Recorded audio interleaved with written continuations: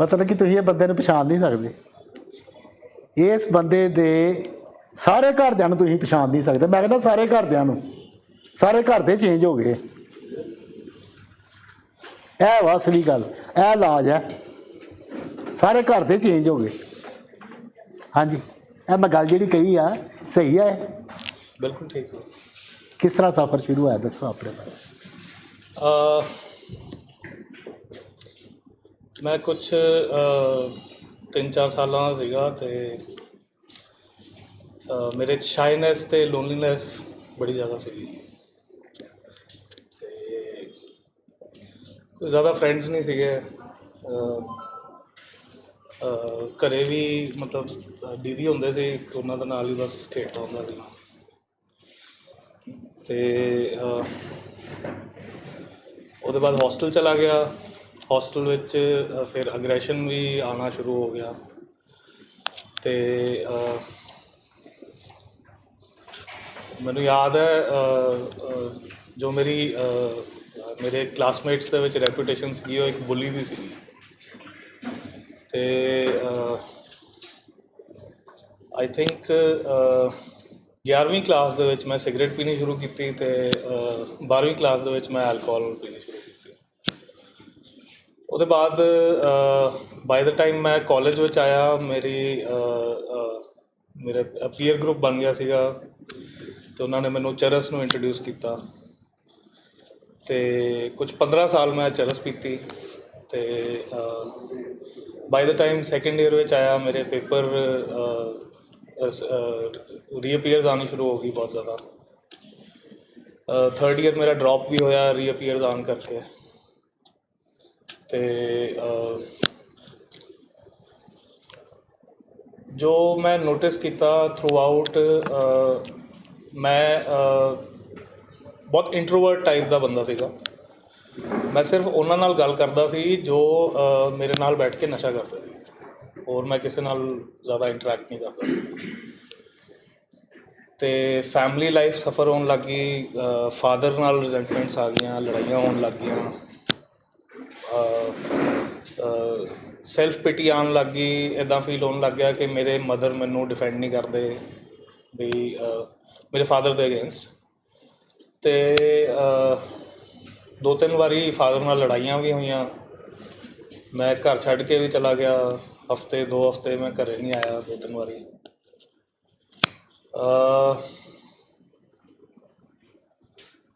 ਜਦੋਂ मैं final year में सीगा, आई थिंक 5 साल की डिग्री मैं 7 सालों में कंप्लीट की। तो जो डिग्री आई उसके बाद फ्रेंड्स ने प्लान किया भी किते घूमन चलीए। तो घूमन गए असी कसौल, असी फिर कसौल घूमन गए। तो उत्थे आपां कोकेन इंट्रोड्यूस हुई मैनू पहली बारी। तो स्लोली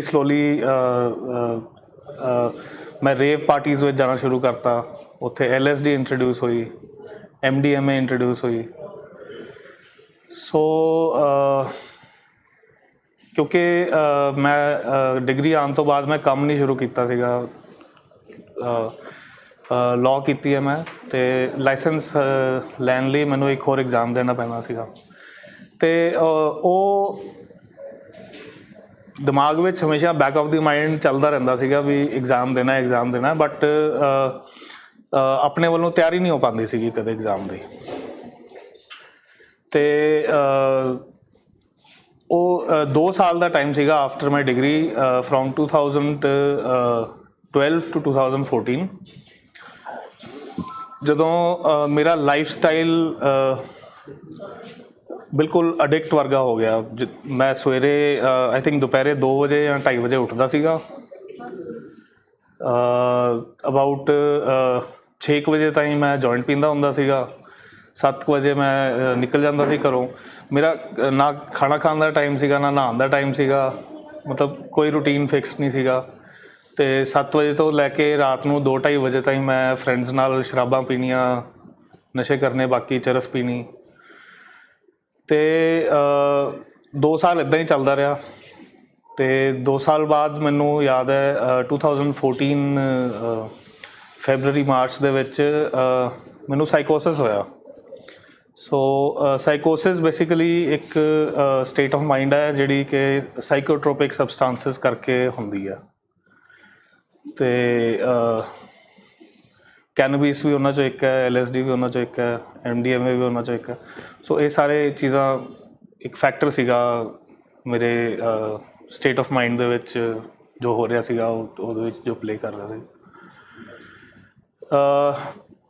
ਮੈਂ ਮੋਮ ਨੂੰ ਦੱਸਿਆ ਅਤੇ ਮੇਰੇ ਮਾਮਾ ਜੀ ਆਲਰੇਡੀ ਇੱਥੋਂ ਟਰੀਟਮੈਂਟ ਲੈ ਚੁੱਕੇ ਸੀਗੇ। ਅਤੇ ਮੇਰੇ ਮਾਮਾ ਜੀ ਨਾਲ ਮੋਮ ਨੇ ਗੱਲ ਕੀਤੀ। ਉਹਨਾਂ ਨੇ ਕਿਹਾ ਕਿ ਦਿਸ ਇਜ਼ ਡਰੱਗ ਇੰਡਿਊਸਡ, ਤੁਸੀਂ ਆ ਕੇ ਇੱਥੇ ਡਾਕਟਰ ਸਾਹਿਬ ਨੂੰ ਮਿਲ ਲਓ ਇੱਕ ਵਾਰੀ। ਇੱਥੇ ਆਏ, ਉਦੋਂ ਤਾਂ ਮੈਨੂੰ ਇਹ ਵੀ ਨਹੀਂ ਸੀ ਪਤਾ ਹੁੰਦਾ ਕਿ ਸਾਈਕੈਟਰਿਸਟ ਕਿਸ ਚੀਜ਼ ਦਾ ਡਾਕਟਰ ਹੁੰਦਾ। ਸੋ ਇੱਥੇ ਆਏ, ਡਾਕਟਰ ਸਾਹਿਬ ਨੂੰ ਮਿਲੇ, ਮੈਂ ਸਾਰੀ ਗੱਲ ਦੱਸੀ ਮੇਰੇ ਨਾਲ ਕੀ ਹੋ ਰਿਹਾ, ਕਿੱਦਾਂ ਹੋ ਰਿਹਾ। ਜਿੱਦਾਂ ਹੀ ਮੈਂ ਆਪਣੀ ਸ਼ੇਅਰਿੰਗ ਖਤਮ ਕੀਤੀ, ਡਾਕਟਰ ਸਾਹਿਬ ਨੇ ਕਿਹਾ ਤੂੰ ਭੰਗ ਪੀਂਦਾ? ਮੈਂ ਕਿਹਾ ਮਤਲਬ ਵਿਦਾਊਟ ਈਵਨ ਸੇਇੰਗ ਕਿ ਡਿਸਕ੍ਰਾਈਬਿੰਗ of my nature of drugs, ਉਹਨਾਂ ਨੇ ਗੈਸ ਕਰ ਲਿਆ। ਸੋ ਮੈਂ ਕਿਹਾ ਹਾਂਜੀ ਭੰਗ ਪੀਂਦਾ। ਉਹਦੇ ਬਾਅਦ ਉਹਨਾਂ ਨੇ ਦਵਾਈ ਦਿੱਤੀ ਮੈਨੂੰ। ਮੋਮ ਨੂੰ ਕਿਹਾ ਇਹਨੂੰ ਘਰੋਂ ਜਾਣ ਨਾ ਦਿਓ ਕਿਤੇ, ਅਤੇ 10 ਦਿਨ ਓਬਜ਼ਰਵ ਕਰਕੇ ਦੇਖੋ। ਬਟ 10 ਦਿਨਾਂ ਵਿੱਚ 2-3 ਵਾਰੀ ਰੀਲੈਪਸ ਫਿਰ ਤੋਂ ਹੋ ਚੁੱਕਿਆ ਸੀਗਾ। ਅਤੇ 10 ਦਿਨਾਂ ਬਾਅਦ ਫਿਰ ਵਾਪਸ ਆਏ। ਫਿਰ ਡਾਕਟਰ ਸਾਹਿਬ ਕਹਿੰਦੇ ਇਹਨੂੰ ਐਡਮਿਟ ਕਰ ਲਓ। ਅਤੇ ਫਿਰ ਮੈਂ ਹਰਮਿਟੇਜ ਰਿਹਾ ਅਬਾਊਟ 2014 ਸੈਪਟੈਂਬਰ ਤੋਂ ਲੈ ਕੇ 2016 ਜੂਨ ਜੁਲਾਈ ਤਾਈਂ ਮੈਂ ਆਉਂਦਾ ਜਾਂਦਾ ਰਹਿੰਦਾ ਸੀਗਾ। 3 ਮਹੀਨੇ ਰਹਿੰਦਾ ਸੀਗਾ, ਫਿਰ ਰੀਲੈਪਸ ਹੋ ਜਾਂਦਾ ਸੀਗਾ, ਫਿਰ 2-2.5 ਮਹੀਨੇ ਰਹਿੰਦਾ ਸੀਗਾ, ਫਿਰ ਰੀਲੈਪਸ ਹੋ ਜਾਂਦਾ ਸੀਗਾ, ਫਿਰ 1.5 ਮਹੀਨਾ, ਫਿਰ ਰੀਲੈਪਸ। ਸੋ 2 ਸਾਲ ਇੱਦਾਂ ਹੀ ਚੱਲਦਾ ਰਿਹਾ। ਸੋ ਹੁਣ ਜੋ ਮੈਂ ਨੋਟਿਸ ਕਰਦਾ ਹਾਂ, ਮੈਂ ਐਕਸੈਪਟ ਕੀਤਾ ਕਿ ਇਹ ਬਿਮਾਰੀ ਹੈ, ਨਾ ਮੈਂ ਅੰਡਰਸਟੈਂਡਿੰਗ ਅਪਲਾਈ ਕੀਤੀ ਵੀ ਮੇਰੇ ਨਾਲ ਇਹ ਸਭ ਕਿਉਂ ਹੋਇਆ। ਅਤੇ ਹਾਲਾਂਕਿ ਇੱਥੇ ਤਾਂ ਹੀ ਸੀਗਾ ਕਿ ਮੈਨੂੰ ਤਾਂ ਜੋ ਮੀਟਿੰਗਸ ਵਿੱਚ ਡਿਸਕਸ਼ਨਸ ਹੁੰਦੇ ਸੀਗੇ, ਮੈਨੂੰ ਤਾਂ ਸਮਝ ਹੀ ਨਹੀਂ ਆਉਂਦੇ ਸੀਗੇ ਵੀ ਕੀ ਡਿਸਕਸ ਹੋ ਰਿਹਾ। ਸੋ 2016 ਵਿੱਚ ਮੈਂ ਮੋਮ ਨੂੰ ਕਿਹਾ ਕਿ ਹੁਣ ਮੈਂ ਉੱਥੇ ਨਹੀਂ ਜਾਣਾ, ਅਤੇ ਉਹਨਾਂ ਨੇ ਪੇਰੈਂਟਸ ਨੇ ਜ਼ਿਆਦਾ ਆਰਗਿਊ ਨਹੀਂ ਕੀਤਾ। ਉਹ ਕਹਿੰਦੇ ਠੀਕ ਹੈ, ਕਿਉਂਕਿ ਪੇਰੈਂਟਸ ਵੀ ਪ੍ਰੋਗਰਾਮ ਵਿੱਚ ਨਹੀਂ ਸੀਗੇ, ਉਹ ਮੀਟਿੰਗਸ ਨਹੀਂ ਲਾਉਂਦੇ ਸੀਗੇ। ਅਤੇ ਫੋਲੋ ਅਪਸ ਲਈ ਮੈਂ ਮੋਮ ਦੇ ਨਾਲ ਹੀ ਆਉਂਦਾ ਸੀ, ਡੈਡ ਜ਼ਿਆਦਾਤਰ ਨਹੀਂ ਆਉਂਦੇ ਸੀਗੇ। ਸੋ ਆਈ ਥਿੰਕ 2 ਸਾਲ ਜਾਂ 3 ਸਾਲ ਠੀਕ ਰਿਹਾ ਮੈਂ, ਬਟ ਨਸ਼ਾ ਨਹੀਂ ਕੀਤਾ। ਬਟ ਮੇਰੀ ਲਾਈਫ ਬਹੁਤ ਅਨਮੈਨੇਜੇਬਲ ਸੀਗੀ। ਗੁੱਸਾ ਬਹੁਤ ਜ਼ਿਆਦਾ ਆਉਂਦਾ ਸੀਗਾ, ਇਰੀਟੇਸ਼ਨ ਬਹੁਤ ਜ਼ਿਆਦਾ ਹੁੰਦੀ ਸੀਗੀ, ਅਤੇ ਸ਼ਾਈਨੈਸ, ਲੋਨਲੀਨੈਸ ਨੇ ਓਵਰਪਾਵਰ ਕਰ ਲਿਆ ਸੀਗਾ ਮੇਰੇ ਨੇਚਰ ਨੂੰ। ਮਤਲਬ ਮੇਰੇ ਤੋਂ ਕਿਸੇ ਵੀ ਅਨਨੋਨ ਪਰਸਨ ਨਾਲ ਕਮਿਊਨੀਕੇਟ ਨਹੀਂ ਹੋ ਪਾਤਾ ਸੀਗਾ। ਅਤੇ 2018 ਦੇ ਵਿੱਚ ਮੇਰਾ ਵਿਆਹ ਫਿਕਸ ਹੋਇਆ। ਜਦੋਂ ਵਿਆਹ ਫਿਕਸ ਹੋਇਆ, ਫਿਰ ਸਾਰਿਆਂ ਨੂੰ, ਸਾਰੇ ਫਰੈਂਡਸ ਨੂੰ ਦੱਸਿਆ ਮੈਂ ਵੀ ਮੇਰੀ ਸ਼ਾਦੀ ਹੈ, ਕਾਰਡ ਕੂਡ ਦਿੱਤੇ। ਅਤੇ ਉਹਨਾਂ ਨੇ ਕਿਹਾ ਵੀ ਪਾਰਟੀ ਦੇ। ਸੋ ਪਾਰਟੀ ਦੇ ਬਹਾਨੇ ਅਸੀਂ ਕਿਸੇ ਪੱਬ ਦੇ ਵਿੱਚ ਗਏ, ਆਪਾਂ ਸ਼ਰਾਬ ਪੀਤੀ। ਉਦੋਂ ਫਿਰ ਰੀਲੈਪਸ ਮੇਰਾ, ਫਾਈਨਲ ਰੀਲੈਪਸ ਮੇਰਾ ਫਿਰ ਤੋਂ ਸ਼ੁਰੂ ਹੋ ਗਿਆ ਸੀਗਾ। ਸ਼ਰਾਬ ਸ਼ੁਰੂ ਹੋਈ, ਫਿਰ ਕੋਕੇਨ ਵੀ ਸ਼ੁਰੂ ਹੋ ਗਈ, ਚਰਸ ਵੀ ਸ਼ੁਰੂ ਹੋ ਗਈ। ਆਈ ਥਿੰਕ 8 ਮਹੀਨੇ ਇੱਦਾਂ ਹੀ ਚੱਲਦਾ ਰਿਹਾ, ਵਿਆਹ ਦੇ ਵੇਲੇ ਵੀ, ਵਿਆਹ ਤੋਂ ਬਾਅਦ ਵੀ। ਅਤੇ ਮੈਨੂੰ ਯਾਦ ਹੈ 2019 April ਦੇ ਵਿੱਚ ਆਪਾਂ, ਮੈਂ ਅਤੇ ਮੇਰੀ ਵਾਈਫ, ਮੈਂ ਆਪਣੀ ਵਾਈਫ ਤੋਂ ਕੁਛ ਛੁਪਾਇਆ ਨਹੀਂ ਸੀਗਾ, ਉਹਨੂੰ ਸਾਰਾ ਕੁਛ ਪਤਾ ਸੀਗਾ। ਮੈਂ ਅਤੇ ਮੇਰੀ ਵਾਈਫ ਆਪਾਂ ਕਸੌਲ ਘੁੰਮਣ ਗਏ। ਉੱਥੋਂ ਮੈਂ 20 ਤੋਲੇ ਮਾਲ ਖਰੀਦਿਆ ਸੀਗਾ, ਚਰਸ। ਅਤੇ ਵਿਦਿਨ 3 months ਉਹੀ ਸਾਈਕੋਸਿਸ ਸਟੇਟ ਫਿਰ ਤੋਂ ਵਾਪਸ ਆ ਗਈ। ਅਤੇ ਇਸ ਵਾਰੀ ਤਾਂ ਮਤਲਬ it was worse than the first time, because pressure ਬਹੁਤ ਜ਼ਿਆਦਾ ਸੀਗਾ। ਅਤੇ ਇੱਕ ਮੇਰੇ ਐਗਜ਼ਾਮਸ ਵੀ ਚੱਲ ਰਹੇ ਸੀਗੇ B.Ed ਦੇ, ਤੇ ਮਤਲਬ ਮੈਂ ਉਹ ਚੀਜ਼ ਨੂੰ ਹੈਂਡਲ ਨਹੀਂ ਕਰ ਪਾ ਰਿਹਾ ਸੀਗਾ। ਸੋ ਮੈਨੂੰ ਬੇਸਿਕਲੀ ਸਾਈਕੋਸਿਸ ਵਿੱਚ ਮੈਨੂੰ ਹੁੰਦਾ ਕੀ ਸੀਗਾ, ਮੈਨੂੰ ਸੁਪਨੇ ਆਉਂਦੇ ਸੀਗੇ ਕਿ ਗੁਰੂ ਨਾਨਕ ਮੇਰੀ ਪਿੱਠ 'ਤੇ ਥੱਪੜ ਮਾਰ ਰਹੇ ਆ ਅਤੇ ਮੈਂ ਸ਼ਿਵ ਜੀ ਬਣ ਗਿਆ। ਅਤੇ ਹੋਰ 2-3 ਚੀਜ਼ਾਂ ਹੁੰਦੀਆਂ ਸੀਗੀਆਂ ਜੋ ਮੈਨੂੰ ਹੁਣ ਯਾਦ ਨਹੀਂ ਹੈ ਕਿ ਕਿੱਦਾਂ ਮੈਂ ਉਹਨਾਂ ਨੂੰ ਪੋਰਟਰੇ ਕਰਾਂ। ਸੋ ਸਾਈਕੋਸਿਸ ਫਿਰ ਤੋਂ ਹੋਇਆ ਅਤੇ ਹਾਲਾਂਕਿ ਮੇਰੀ ਹਾਲਤ ਇੱਥੇ ਤਾਈਂ ਹੋ ਗਈ ਸੀ ਕਿ ਮੇਰੀ ਸੁਸੂ ਪੋਟੀ ਮੇਰੇ ਬੈਠੇ ਬੈਠੇ ਦੇ ਨਿੱਕਰ ਦੇ ਵਿੱਚ ਹੀ ਹੋ ਜਾਂਦੀ ਸੀਗੀ। ਸੋ ਮੈਂ ਮੌਮ ਨੂੰ ਕਿਹਾ ਕਿ ਮੈਨੂੰ ਲੈ ਕੇ ਚਲੋ ਡਾਕਟਰ ਭਾਟੀਆ ਕੋਲ। ਮੈਂ 3rd ਜਾਂ 2nd ਜਾਂ 3rd ਜੂਨ ਨੂੰ ਇੱਥੇ ਆਇਆ ਸੀਗਾ 2019 ਅਤੇ ਮੈਂ ਡਾਕਟਰ ਸਾਹਿਬ ਨੂੰ ਸਾਰਾ ਸ਼ੇਅਰ ਕੀਤਾ ਵੀ ਕੀ ਕੁਛ ਹੋਇਆ ਮੇਰੇ ਨਾਲ, ਕਿੱਦਾਂ ਮਤਲਬ ਪਿਛਲੇ 3 ਸਾਲਾਂ ਵਿੱਚ ਕਿੱਦਾਂ what was the state of mind and what was happening in my life। ਅਤੇ ਇੱਕ ਲਿਫਾਫਾ ਜਿਹਾ ਭਰ ਕੇ ਲਿਆਇਆ ਸੀ ਮੈਂ, ਉਹਦੇ ਵਿੱਚ ਸਾਰਾ ਸਮਾਨ ਸੀਗਾ, ਚਰਸ, ਰੋਲਿੰਗ ਪੇਪਰ, ਟਬੈਕੋ, ਅਤੇ ਉਹ ਮੈਂ ਦਿੱਤਾ ਡਾਕਟਰ ਸਾਹਿਬ ਨੂੰ। ਆਈ ਥਿੰਕ 2-3 ਦਿਨ ਲਈ ਤਾਂ ਮੈਂ ਟੋਟਲ ਬਲੈਕਆਊਟ ਸੀਗਾ, ਮੈਂ ਸੁੱਤਾ ਹੀ ਰਿਹਾ ਸੀਗਾ ਆਪਣੇ ਇੱਥੇ ਰੂਮ ਦੇ ਵਿੱਚ। ਅਤੇ ਜਦੋਂ ਮੈਂ ਉੱਠਿਆ ਮੌਮ ਨੇ ਫਿਰ ਮੈਨੂੰ ਕਿਹਾ ਵੀ ਤੂੰ ਤਾਂ 2 ਦਿਨਾਂ ਦਾ ਸੁੱਤਾ ਪਿਆ, ਹੁਣ ਤਾਂ ਮਤਲਬ ਉੱਠ ਜਾ। ਸੋ ਅਬਾਊਟ 45 ਡੇਜ਼ ਮੈਂ ਹੋਸਪਿਟਲ ਵਿੱਚ ਰਿਹਾ। ਉਦੋਂ ਅੰਡਰਸਟੈਂਡਿੰਗ ਅਪਲਾਈ ਕੀਤੀ, ਵਿਲਿੰਗਨੈਸ ਸੀਗੀ ਪ੍ਰੋਗਰਾਮ ਕਰਨ ਦੀ। ਅਤੇ ਉਹਦੇ ਬਾਅਦ 3 ਮਹੀਨੇ ਮੈਂ ਹਰਮਿਟੇਜ ਵਿੱਚ ਰਿਹਾ। ਅਤੇ 3 ਮਹੀਨੇ ਦਾ ਪ੍ਰੋਗਰਾਮ ਕਰਕੇ ਫਿਰ ਮੇਰਾ ਟਰੀਟਮੈਂਟ ਸ਼ੁਰੂ ਹੋਇਆ। ਜਦੋਂ ਮੈਂ ਘਰ ਗਿਆ, ਆਈ ਥਿੰਕ 3 ਸਾਲ ਹੋ ਚੁੱਕੇ ਆ ਹੁਣ ਮੈਨੂੰ। ਹੁਣ ਮੈਂ life is very good, family is happy, relations are very good, specially father ਨਾਲ ਬੜਾ ਅੱਛਾ ਰਿਲੇਸ਼ਨ ਹੈ ਹੁਣ। ਅਤੇ ਜੋ ਮੈਂ ਐਕਸਪੀਰੀਅੰਸ ਕੀਤਾ ਹੈ 3 ਸਾਲਾਂ ਵਿੱਚ, ਡਿਫਰੈਂਟ ਫੇਜ਼ਸ ਚੱਲੇ ਹੈ। 3 ਮਹੀਨੇ ਇੱਥੇ ਲਾਉਣ ਤੋਂ ਬਾਅਦ, ਹਰਮਿਟੇਜ ਵਿੱਚ ਲਾਉਣ ਤੋਂ ਬਾਅਦ, ਪਹਿਲੇ 1 ਮਹੀਨਾ ਤਾਂ ਕੋਈ ਸਕਿੱਲ ਨਹੀਂ ਅਪਲਾਈ ਹੋ ਪਾਇਆ। ਇਟ ਵਾਜ਼ ਜਸਟ ਆਪਣਾ ਸਪੋਰਟ ਸੀਗੀ ਫੈਮਿਲੀ ਦੀ, ਹੋਰ ਕੁਛ ਨਹੀਂ ਸੀਗਾ। ਉਹਦੇ ਬਾਅਦ ਕ੍ਰੇਵਿੰਗ ਬਹੁਤ ਜ਼ਿਆਦਾ ਆਉਂਦੀ ਸੀਗੀ। ਪਹਿਲੇ 1 ਸਾਲ ਬਹੁਤ ਜ਼ਿਆਦਾ ਕ੍ਰੇਵਿੰਗ ਚੱਲੀ, ਅਤੇ ਸਕਿੱਲਸ ਅਪਲਾਈ ਕਰਨੇ ਸ਼ੁਰੂ ਕੀਤੇ 1 ਸਾਲ ਦੇ ਵਿੱਚ। ਸ਼ੇਅਰਿੰਗਸ ਪਹਿਲਾਂ ਮੇਰੇ ਫੋਲੋਅਪਸ ਹੁੰਦੇ ਸੀਗੇ 10-10 ਦਿਨ ਦੇ। ਸੋ ਹਰ 10 ਦਿਨ ਬਾਅਦ ਮੈਂ ਹਰਮਿਟੇਜ ਜਾਂਦਾ ਸੀਗਾ, 2-3 ਦਿਨ ਰਹਿ ਕੇ ਸ਼ੇਅਰਿੰਗਸ ਕਰਕੇ ਕੀ ਚੱਲ ਰਿਹਾ ਸੀਗਾ ਉਹ 10 ਦਿਨਾਂ ਵਿੱਚ ਮੇਰੀ ਲਾਈਫ ਦੇ ਵਿੱਚ, ਉਹ ਸਾਰਾ ਸ਼ੇਅਰ ਕਰਕੇ then I used to go back home. ਅਤੇ ਉਹਦੇ ਬਾਅਦ ਫਿਰ 6 ਮਹੀਨੇ ਬਾਅਦ ਮੇਰੇ ਫੋਲੋਅਪ 15 ਦਿਨ ਦੇ ਹੋ ਗਏ। ਫਿਰ ਸੇਮ ਸ਼ੇਅਰਿੰਗ ਐਂਡ ਅਬਾਊਟ 2 ਸਾਲ ਇੱਦਾਂ ਹੀ ਚੱਲਦਾ ਰਿਹਾ। 15 ਦਿਨ ਬਾਅਦ ਮੈਂ ਆਉਂਦਾ ਸੀਗਾ, ਰੋਜ਼ ਸ਼ੇਅਰ ਕਰਦਾ ਸੀ ਵੀ ਕੀ ਐਕਸਪੀਰੀਅੰਸਿਸ ਸੀਗੇ, ਪੁਰਾਣੇ ਨਵੇਂ ਜਿਹੜੇ ਪੇਸ਼ੈਂਟਸ ਆ ਰਹੇ ਉਹਨਾਂ ਨਾਲ ਕਨੈਕਟ ਕਰਨਾ, ਪੁਰਾਣਿਆਂ ਨਾਲ ਆਪਣੀ ਸ਼ੇਅਰਿੰਗਸ ਕਰਨੀਆਂ।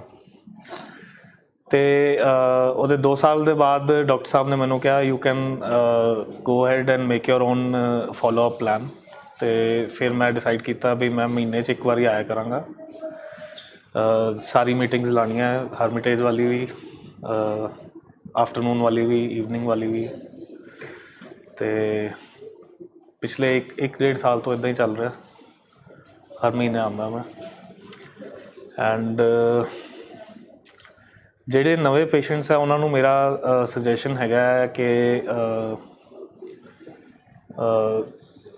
Keep on learning one thing at a time. ਇੱਕ ਚੀਜ਼ 1 ਦਿਨ ਵਿੱਚ ਅਪਲਾਈ ਕਰੋ, ਸਿੱਖੋ, ਅਪਲਾਈ ਕਰੋ, ਸਿੱਖੋ, ਅਪਲਾਈ ਕਰੋ। ਉਸ ਚੀਜ਼ ਨੇ ਮੈਨੂੰ ਬੜਾ ਹੈਲਪ ਕੀਤਾ। So basically it is a learning programme. Family ਨੇ ਵੀ ਲਰਨ ਕਰਨਾ ਹੈ, ਪੇਸ਼ੈਂਟ ਨੇ ਵੀ ਲਰਨ ਕਰਨਾ ਹੈ, ਇੱਕ ਦੂਜੇ ਦੀ ਸਪੋਰਟ ਬਣਨੀ ਹੈ। ਅਤੇ ਫਾਦਰ ਨਾਲ ਬੜੇ ਅੱਛੇ ਰਿਲੇਸ਼ਨਸ ਹੈ, ਹੁਣ ਮਦਰ ਨਾਲ ਬੜੇ ਅੱਛੇ ਰਿਲੇਸ਼ਨਸ ਹੈ। ਹੁਣ ਮੈਂ ਲੋਕਾਂ ਨਾਲ ਖੁੱਲ੍ਹ ਕੇ ਗੱਲ ਕਰ ਸਕਦਾ, ਅਨਨੋਨ ਪੀਪਲ ਜਿਨ੍ਹਾਂ ਨੂੰ ਮੈਂ ਨਹੀਂ ਜਾਣਦਾ ਉਹਨਾਂ ਨਾਲ ਮੈਂ ਸ਼ੇਅਰਿੰਗ ਕਰ ਸਕਦਾ। ਫੈਲੋਸ਼ਿਪ ਬੜੀ ਅੱਛੀ ਹੈਗੀ ਹੈ, ਹਰਮਿਟੇਜ ਦੀ ਵੀ, ਮੇਰੇ ਚੰਡੀਗੜ੍ਹ ਦੇ ਵਿੱਚ ਵੀ ਫੈਲੋਸ਼ਿਪ ਬੜੀ ਅੱਛੀ ਹੈ। ਰੋਟਰੀ ਦਾ ਮੈਂਬਰ ਹੈਗਾ ਮੈਂ, ਅਤੇ ਰੋਟਰੀ ਦੀ ਫੈਲੋਸ਼ਿਪ ਬੜੀ ਅੱਛੀ ਹੈ, ਬੜੇ ਵਧੀਆ ਲੋਕ ਆ। ਪਲੱਸ ਬਹੁਤ ਵਧੀਆ ਤਰੀਕੇ ਨਾਲ ਇਸ ਜਗ੍ਹਾ ਨੇ ਮੈਨੂੰ ਹੈਲਪ ਕੀਤਾ ਹੈ ਆਪਣੀ ਵਰਕ ਲਾਈਫ ਵਿੱਚ ਗਰੋ ਕਰਨ ਨੂੰ, ਕਿਉਂਕਿ ਜਦੋਂ ਇਨੀਸ਼ੀਅਲੀ ਮੈਂ ਸ਼ੁਰੂ ਕੀਤਾ ਸੀਗਾ, ਮੈਂ ਅਬਾਊਟ 2-3 ਸਾਲ ਕੰਮ ਕੀਤਾ ਸੀਗਾ 2016 ਤੋਂ ਲੈ ਕੇ 2018 ਤਾਈਂ, ਅਤੇ ਮੇਰੇ ਤੋਂ ਕੰਮ ਮੈਨੇਜ ਨਹੀਂ ਹੋ ਪਾਉਂਦਾ ਸੀਗਾ। ਹੁਣ with the help of the program I can take swift actions, and learning process है basically, every day I am learning something new, so it is helping। ਰੋਜ਼ ਆਨਲਾਈਨ ਮੀਟਿੰਗਸ ਵੀ ਸੁਣਦਾ, ਉਹਦੇ ਨਾਲ ਬੜਾ ਕੁਝ ਸਿੱਖਣ ਨੂੰ ਮਿਲਦਾ, ਰਿਲੇਟ ਬੜਾ ਹੁੰਦਾ। ਬਿਲਕੁਲ, ਹਾਂਜੀ, ਬਾਕੀ ਠੀਕ ਹੈ ਸਾਰਾ ਕੁਛ। ਬਹੁਤ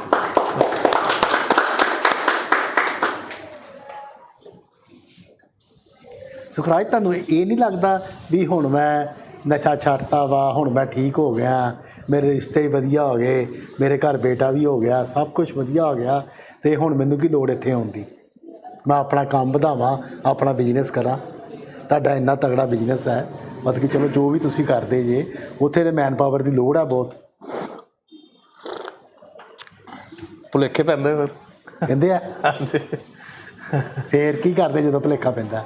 ਸ਼ੇਅਰ ਕਰੀਦਾ ਵਾਈਫ ਨਾਲ, ਫਾਦਰ ਨਾਲ, ਮਦਰ ਨਾਲ, ਡਾਕਟਰ ਨਾਲ, ਕਾਉਂਸਲਰ ਨਾਲ। ਅੱਛਾ, ਇੱਕ ਸੁਖਰਾਜ ਮੈਂ ਤੁਹਾਡੇ ਫੈਮਿਲੀ ਚੀਜ਼ ਦੇਖੀ ਆ, ਉਹਨਾਂ ਕੋਲ ਮੈਂ ਹਜੇ ਜਦੋਂ ਸੁਣਦਾ ਹਾਂ, ਹਾਲਾਂਕਿ ਤੁਹਾਡੇ ਫਾਦਰ ਵੀ ਕੁਆਲੀਫਾਈਡ ਆ, ਤੁਹਾਡੇ ਮਦਰ ਵੀ, ਪਰ ਉਹ ਕਹਿੰਦੇ ਸਾਨੂੰ ਪਤਾ ਨਹੀਂ ਸੀ ਸਾਡਾ ਮੁੰਡਾ ਬਿਮਾਰ ਆ, ਸਾਨੂੰ ਪਤਾ ਨਹੀਂ ਸੀ ਇਹ ਬਿਮਾਰੀ ਆ। ਇਹਦੇ ਮਦਰ ਨੇ ਜਦੋਂ ਸ਼ੇਅਰ ਕੀਤਾ, ਇਹੀ ਗੱਲ ਸ਼ੇਅਰ ਕੀਤੀ ਵੀ ਸਾਨੂੰ ਨਹੀਂ ਪਤਾ ਵੀ ਸਾਡਾ ਬੇਟਾ ਬਿਮਾਰ ਹੈ, ਅਸੀਂ ਸਮਝਦੇ ਹਾਂ ਜਾਣ-ਬੁੱਝ ਕੇ ਕਰਦਾ। ਬਿਲਕੁਲ। ਪਰ ਜਦੋਂ ਹੀ ਉਹਨਾਂ ਦੀ ਐਕਸੈਪਟੈਂਸ ਆਈ, ਉਹਨਾਂ ਨੇ ਸਰੈਂਡਰ ਕੀਤਾ, ਮੁੜ ਕੇ ਨਹੀਂ ਉਹ ਪਿੱਛੇ ਹਟੇ, ਮੁੜ ਕੇ ਨਹੀਂ ਪਿੱਛੇ ਹਟੇ। ਨਹੀਂ ਹਟੇ, ਸਹੀ ਗੱਲ ਹੈ। ਫਿਰ ਜੋ ਕਹੇਗਾ ਡਾਕਟਰ ਉਹ ਕੁਝ ਹੋਏਗਾ। ਜਦੋਂ ਘਰਦਿਆਂ ਨੇ ਸਰੈਂਡਰ ਕੀਤਾ ਅਤੇ ਫਿਰ ਪਿੱਛੇ ਸੁਖਰਾਜ ਨੇ ਵੀ ਕਰਤਾ। ਮੇਰੇ ਮਦਰ ਅਬਾਊਟ ਜਦੋਂ ਮੈਂ ਹਸਪੀਟਲ ਵਿੱਚ ਸੀਗਾ 45 ਡੇਜ਼, ਉਹਨਾਂ ਵਿੱਚੋਂ ਅਬਾਊਟ 30 ਡੇਜ਼ ਮੇਰੇ ਮਦਰ ਇੱਥੇ ਰਹੇ। ਮੇਰੇ father every Saturday, Friday, Saturday, Sunday ਆਉਂਦੇ ਸੀਗੇ ਇੱਥੇ, ਮੀਟਿੰਗਸ ਲਾਉਂਦੇ ਸੀਗੇ। ਅਤੇ ਮੇਰੀ ਵਾਈਫ ਅਬਾਊਟ 30 ਡੇਜ਼ ਹਸਪੀਟਲ ਵਿੱਚ, ਅਤੇ 3 ਮਹੀਨੇ ਮੇਰੇ ਨਾਲ ਹਰਮਿਟੇਜ ਵਿੱਚ ਰਹੀ। ਸੋ ਸਾਰੀ ਫੈਮਿਲੀ ਨੇ ਪ੍ਰੋਗਰਾਮ ਕੀਤਾ। ਪਲੱਸ ਸ਼ਾਮ ਨੂੰ ਸਾਰੇ ਡਿਨਰ ਟੇਬਲ 'ਤੇ ਮੀਟਿੰਗ ਲੱਗ ਜਾਂਦੀ ਹੈ, ਅਤੇ ਉਹ ਸਾਰੇ ਬੈਠ ਕੇ ਸੁਣਦੇ ਰਹਿੰਦੇ।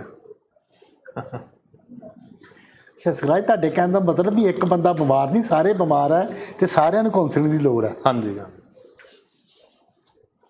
ਚਲੋ ਪੇਸ਼ੈਂਟ ਨੇ ਸਿੱਖ ਲਿਆ ਅਤੇ ਸਿੱਖਦਾ ਪਿਆ ਵਾ, ਅਤੇ ਘਰਦਿਆਂ ਨੂੰ ਰੋਜ਼ ਸਿੱਖਣ ਦੀ ਕੀ ਲੋੜ ਹੈ? ਸਰ ਜੇ ਨਹੀਂ ਸਿੱਖਣਗੇ ਤਾਂ ਅਨੇਬਲਿੰਗ ਅਤੇ ਪ੍ਰੋਵੋਕਿੰਗ ਬਹੁਤ ਜ਼ਿਆਦਾ ਹੋਏਗੀ। ਇਹ ਨੇਬਲਿੰਗ ਅਤੇ ਪ੍ਰੋਵੋਕਿੰਗ ਕੀ ਹੁੰਦੀ ਆ, ਦੱਸੋ ਜਰਾ ਸਾਨੂੰ।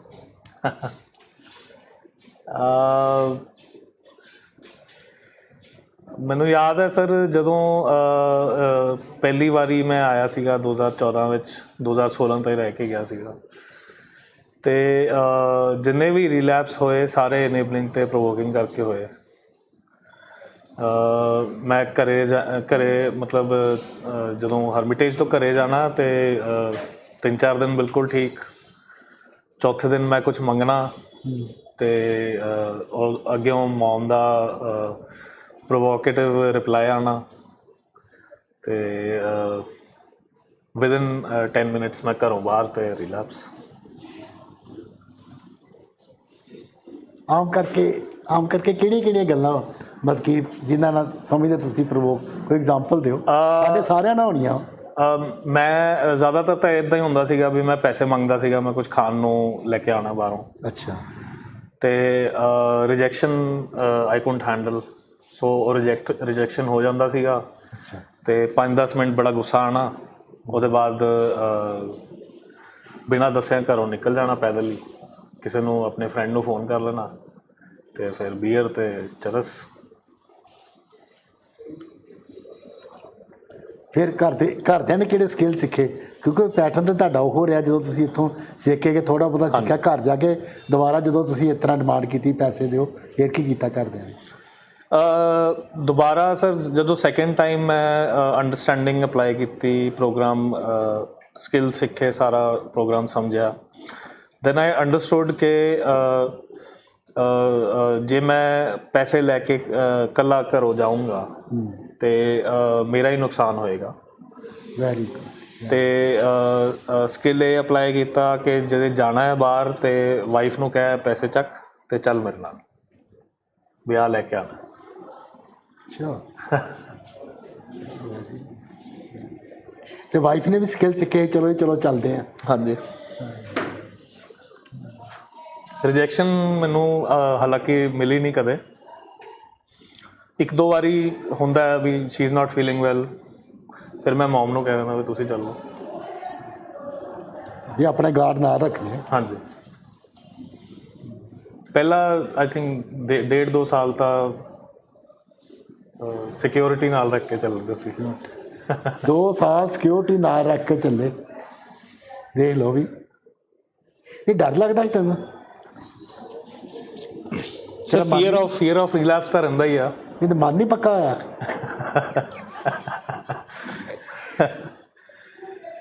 ਸਾਡਾ ਮਨ ਪੱਕਾ, ਸਾਡੀ ਬਿੱਲ ਪਾਵਰ ਬੜੀ ਆ, ਤੈਨੂੰ ਕਹਿਤਾ ਨਾ ਹੁਣ ਨਹੀਂ ਕੁਛ ਕਰਦਾ, ਮੈਂ ਕਹਿਤਾ ਨਾ ਮੇਰੇ ਤੇ ਤਬਾਰ ਤੇ ਕਰ, ਜੇ ਤੁਸੀਂ ਤਬਾਰ ਨਹੀਂ ਕਰੋਗੇ ਤਾਂ ਇਸ ਤਰ੍ਹਾਂ ਚਲਾ ਲਓਗੇ।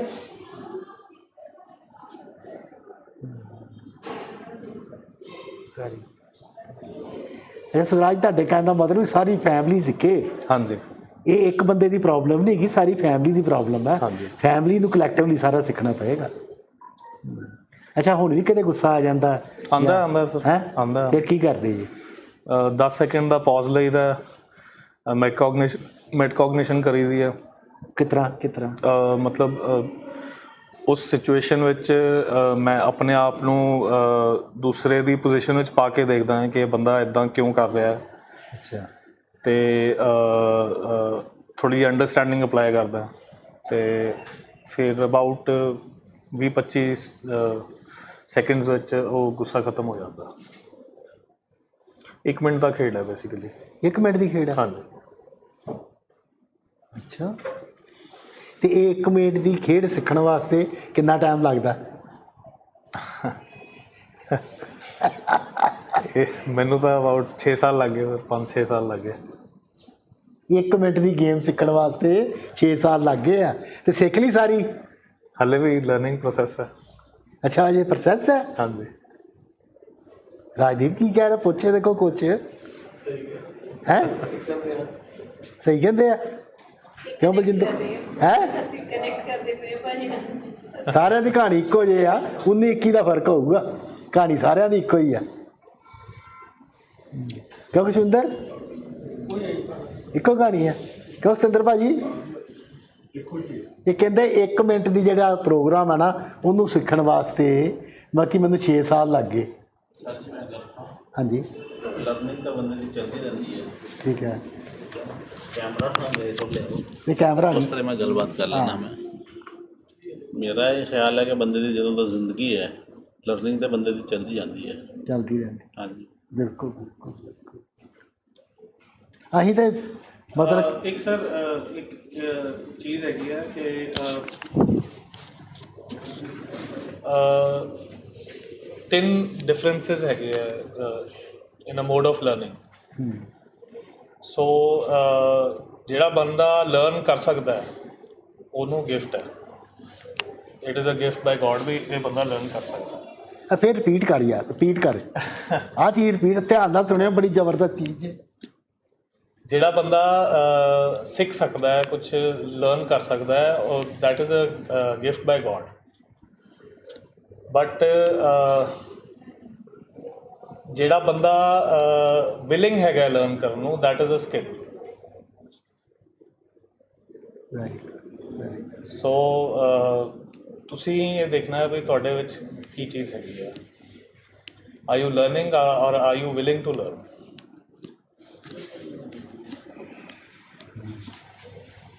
ਇਹ ਦੋਵਾਂ 'ਚ ਜਿਹੜਾ ਫਰਕ ਦੱਸੀਆਂ, ਦੋਵਾਂ 'ਚ ਫਰਕ ਦੱਸ। ਫ਼ਰਕ ਇਹੀ ਹੈ ਸਰ ਕਿ ਜਿਵੇਂ ਬਚਪਨ ਵਿੱਚ ਮੈਂ ਦੇਖਦਾ ਸੀਗਾ ਕਿ ਕੁਝ ਬੱਚੇ ਬਹੁਤ ਬਰਾਈਟ ਹੁੰਦੇ ਆ, ਕੁਝ ਬੱਚੇ ਜਿਵੇਂ ਮੈਂ ਸੀਗਾ ਇੰਨਾ ਬਰਾਈਟ ਨਹੀਂ ਸੀਗਾ ਮੈਂ। ਅਤੇ ਇੱਕ ਮੇਰੇ ਨਾਲ ਇੱਕ ਲੜਕਾ ਸੀਗਾ ਮੋਹਿਤ, ਅਤੇ ਉਹ ਟੌਪਰ ਸੀਗਾ ਸਾਡੀ ਕਲਾਸ ਦਾ, ਥਰੂ ਆਊਟ ਸਕੂਲ ਕੈਪਟਨ ਵੀ ਰਿਹਾ ਬਾਅਦ ਵਿੱਚ। ਅਤੇ ਇਨਫੈਕਟ ਹੁਣੇ ਤਾਈਂ ਮਤਲਬ he is involved in learning something new every day. Very very. So it is a gift but I have ਮੈਂ 5 ਸਾਲ 2014 ਤੋਂ ਲੈ ਕੇ 2019 ਤਾਈਂ ਮੈਂ ਵਿਲਿੰਗ ਨਹੀਂ ਸੀਗਾ ਕੁਝ ਸਿੱਖਣ ਲਈ। So that is why it took me 5-6 years to learn that 1 minute skill. Sukhraj, ਕਿਹੜੀ ਚੀਜ਼ ਸਾਨੂੰ ਰੋਕਦੀ ਆ? ਸਾਡੀ ਈਗੋ ਰੋਕਦੀ ਆ ਵੀ ਨਹੀਂ ਸਾਨੂੰ ਸਭ ਕੁਝ ਹੁੰਦਾ, ਮੈਨੂੰ ਸਿੱਖਣ ਦੀ ਲੋੜ ਨਹੀਂ। ਹਾਂਜੀ, ਇਹ ਚੀਜ਼ ਆਉਂਦੀ ਬਿਲਕੁਲ ਬਿਲਕੁਲ ਈਗੋ ਰੋਕਦੀ ਹੈ। ਮੈਨੂੰ ਸਭ ਕੁਝ ਆਉਂਦਾ, ਮੈਨੂੰ ਸਿੱਖਣ ਦੀ ਲੋੜ ਨਹੀਂ। ਨਾਲੇ ਮੈਨੂੰ ਹੋਇਆ ਕੀ ਆ ਇਹ ਚੀਜ਼। ਫਿਰ ਸੁਖਰਾਜ ਨੇ ਤੇ ਬਿਯੋਂਡ ਦਾ ਨਸ਼ਾ ਗੱਲ ਕੀਤੀ ਸਾਰੀ, ਬਿਯੋਂਡ ਦਾ ਨਸ਼ਾ ਵੀ ਅਸਲੀ ਚੀਜ਼ ਜਿਹੜੇ ਸਕਿੱਲ ਸੀ, ਸਕਿੱਲ ਸਿੱਖਦੇ ਪਏ। ਅੱਜ ਕੱਲ੍ਹ ਕਿਹੜੀ ਨਵੀਂ ਚੀਜ਼ ਸਿੱਖ ਰਹੇ ਜੇ?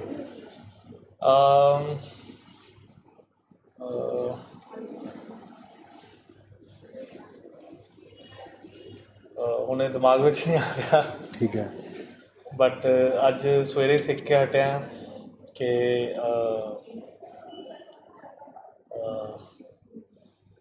How to make a inventory of I think 5 point formula ਦਿੱਤਾ ਸੀਗਾ ਸਰ ਨੇ।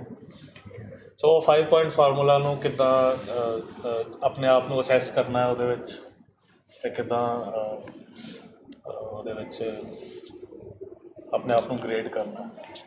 ਸੁਖਰਾਜ, ਕਿਸੇ ਵੇਲੇ ਇਹ ਵੀ ਆਉਂਦਾ ਵੀ ਹੁਣ ਮੈਂ ਬਹੁਤ ਕੁਝ ਸਿੱਖ ਲਿਆ ਵਾ ਅਤੇ ਸਫੀਸ਼ੀਐਂਟ ਹੈਗਾ? ਕਦੇ ਨਹੀਂ ਹੋ ਸਕਦਾ ਸਫੀਸ਼ੀਐਂਟ, ਨਹੀਂ ਹੋ ਸਕਦਾ। ਨਹੀਂ ਹੋ ਸਕਦਾ। ਅੱਛਾ, ਜਿੰਨਾ ਆਪਾਂ ਇੰਨਾ ਸਿੱਖਦੇ ਹਾਂ ਫਿਰ ਵੀ ਕਿਸੇ ਵੇਲੇ ਸਿਚੁਏਸ਼ਨ ਇਹੋ ਜਿਹੀ ਆ ਜਾਂਦੀ ਆ ਵੀ ਟੈਂਪਰ ਲੂਜ਼ ਕਰ ਜਾਂਦਾ ਬੰਦਾ, ਜਾਂ ਵੀਕ ਐਕਸ਼ਨ ਅਜੇ ਵੀ ਹੋ ਜਾਂਦਾ ਕਿਸੇ ਹਾਂ ਹਾਂ ਹੁੰਦਾ ਸਰ, ਹੁੰਦਾ। It is human nature, human nature. ਮਤਲਬ ਇੱਦਾਂ ਵੀ are not machines, we are not machines. Programming ਤਾਂ ਨਹੀਂ ਕੀਤੀ ਹੋਈ ਨਾ ਵੀ ਇਸ ਬੰਦੇ 'ਤੇ ਗੁੱਸਾ ਖਤਮ ਕਰ ਦਿਓ। ਹਾਂ, ਬਿਲਕੁਲ ਬਿਲਕੁਲ। ਉਹ ਨਹੀਂ ਹੋ ਸਕਦਾ। ਗੁੱਸਾ ਖਤਮ ਹੋਣਾ ਵੀ ਨਹੀਂ ਚਾਹੀਦਾ। ਗੁੱਸਾ ਵੀ ਇੱਕ ਐਨਰਜੀ ਮੋਟੀਵੇਟ ਹੈ। ਕਰਦਾ ਸਰ, ਗੁੱਸਾ ਮੋਟੀਵੇਟ ਕਰਦਾ, ਬਿਲਕੁਲ ਕਰਦਾ, ਮੋਟੀਵੇਟ ਕਰਦਾ। ਇਹ ਗੱਲ ਤੇ ਹੈ, ਤੁਹਾਨੂੰ ਬੜਾ ਗਰੋ ਕਰਾਉਂਦਾ ਵਾ ਜੇ ਸਹੀ ਤਰੀਕੇ ਨਾਲ ਤੁਸੀਂ ਉਹਦਾ ਇਸਤੇਮਾਲ ਕਰੋ। ਬਿਲਕੁਲ। ਬਲਜਿੰਦਰ ਭਾਜੀ, ਕੋਈ ਕੁਐਸਚਨ ਪੁੱਛ ਲਓ। ਆ ਲੈ